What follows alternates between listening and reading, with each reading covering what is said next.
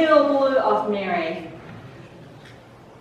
a rebellious 14-year-old teenager.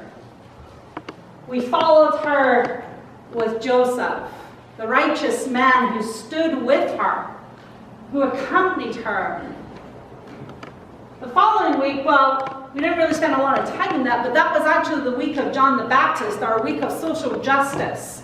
A big theme in the United Church of Canada. We're very concerned about things like that. This week we follow the Shepherd's Street. This week, it's all about being a charismatic. Now that's not a word we hear a lot around United Church buildings. We don't talk about being a charismatic movement. In fact, actually, I think if I did say that a lot, there wouldn't be a lot of people in church on a Sunday morning. Over the years, the concept of being charismatic or evangelical has definitely fallen away from favor in the United Church. We don't have a lot of evangelical preaching where we are called in to go out into the world and convert the world to our faith. I actually can't remember any time ever hearing a sermon like that inside the confines of a United Church building.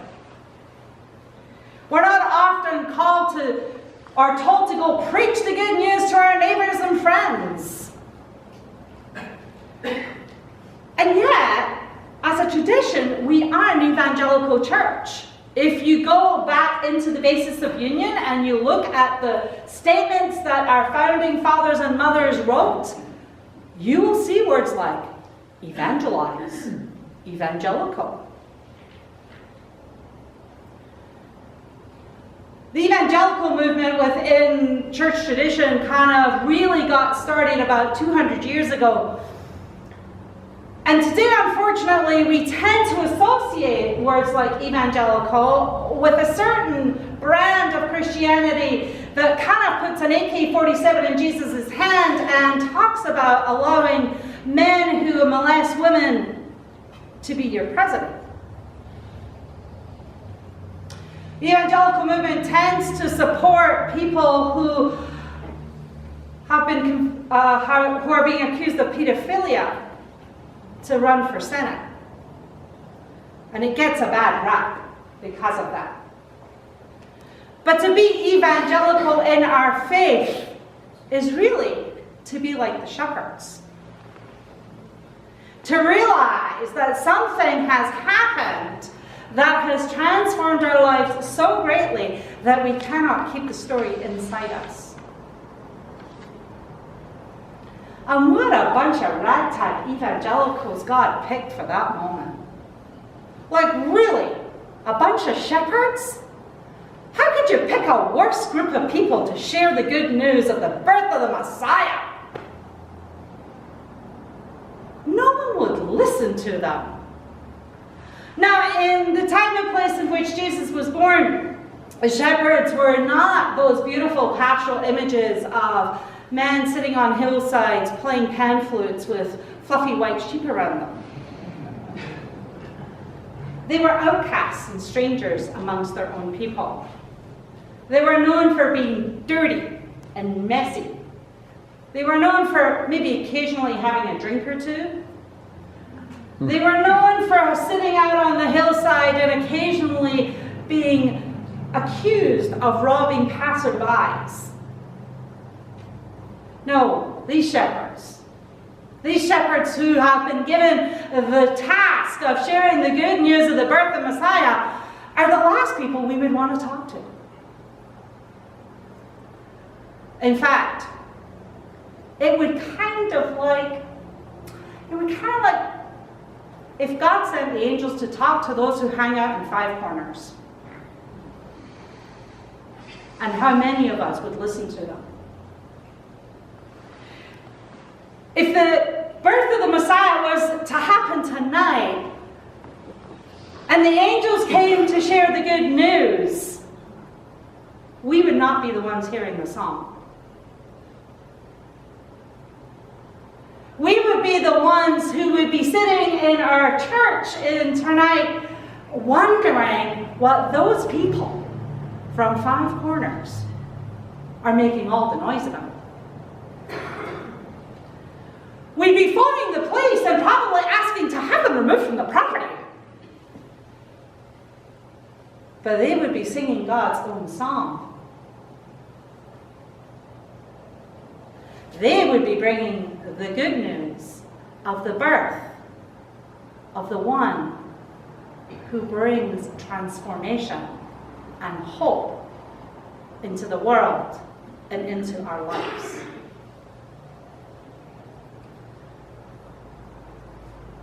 It must have been interesting for the townspeople of Bethlehem to hear this ragtag bunch coming down off the mountains, singing and dancing and playing their flutes. They probably figured, there's those shepherds. They've been drinking again up on the hillside.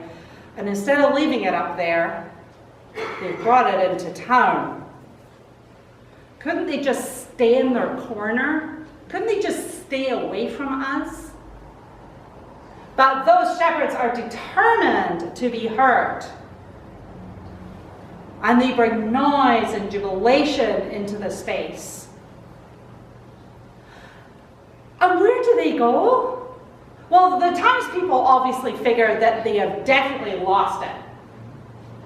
Because they don't go even to the leader's home or to the most palatial house in the town. They go to some corner manger, some stable where this couple, and by the way, have you heard, they're not married. Gone to some couple who are in some stable with the oxen and the asses and the chickens and all kinds of dirty animals, and they've got their babe lying in the feed trough. Boy, did these people have this story so wrong.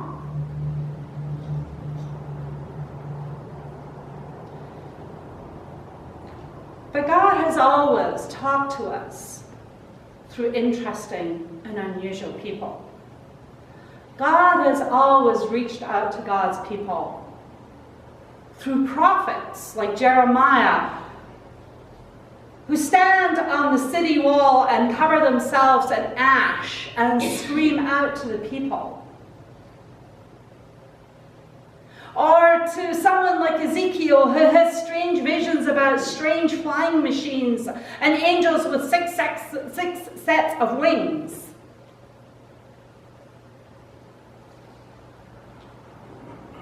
Or to a shepherd boy who's the youngest of his brothers, who somehow manages to take out a giant with a stone and a sling.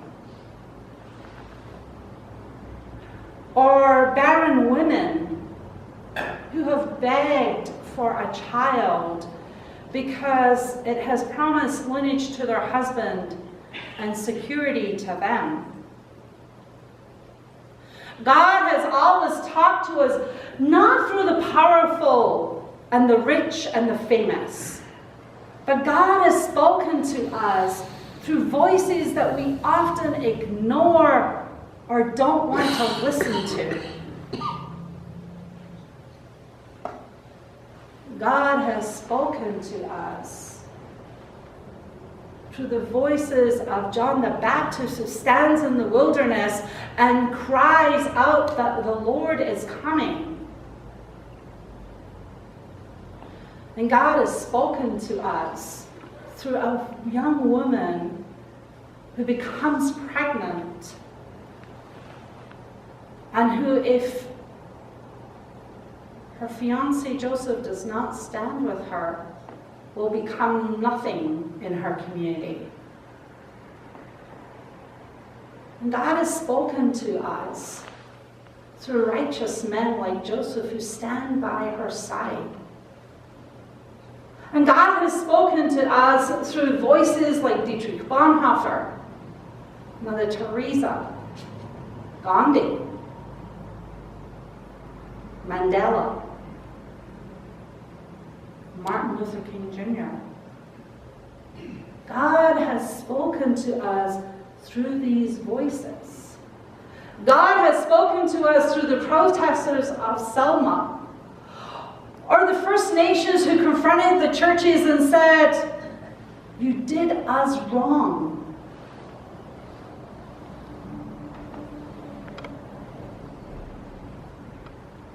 God speaks to us through voices that we often don't want to listen to. But the persistence of God's call to those people to speak to us eventually makes us pay some sort of attention.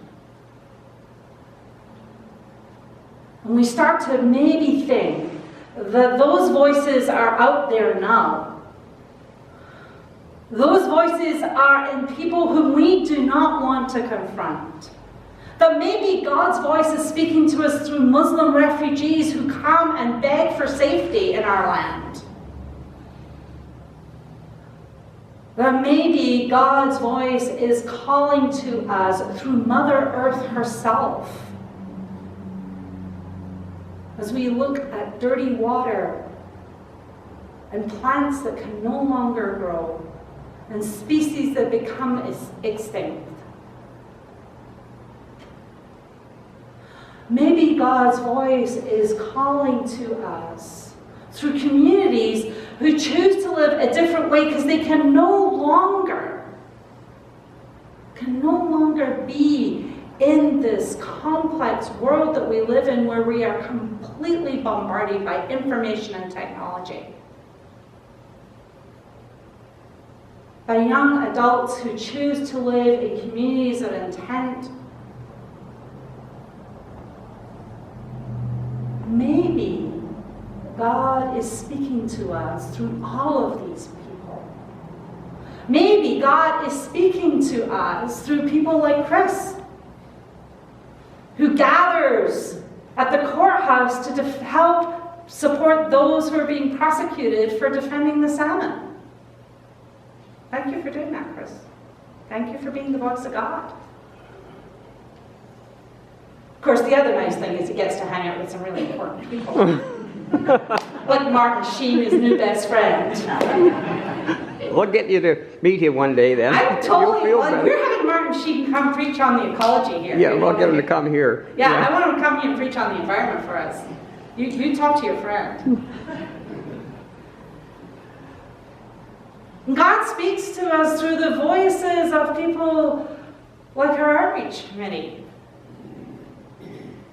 who encourage us and prod us and poke us into a place where we give generously of our hearts, but who also encourage us to go and be with those who are in need.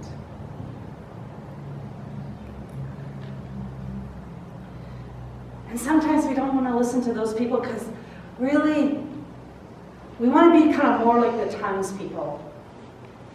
We want to just kind of stay inside our protected space and not have to open the door to the world and hear God's noisy messengers going down the street singing and dancing and declaring God's wonders. Because you know what, it would just be so hard. It would just be so hard to actually listen to their message and do something about it. It'd be so hard because, that means I have to change. I want to change. I like my life. I'm comfortable. But those shepherds, they're so noisy.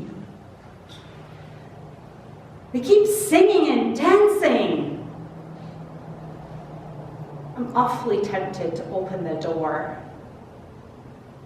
to go out onto the street with them, find out where they're going. I'm awfully excited by their noise. They seem awfully hopeful. And our world seems at times not to be a hope-filled place.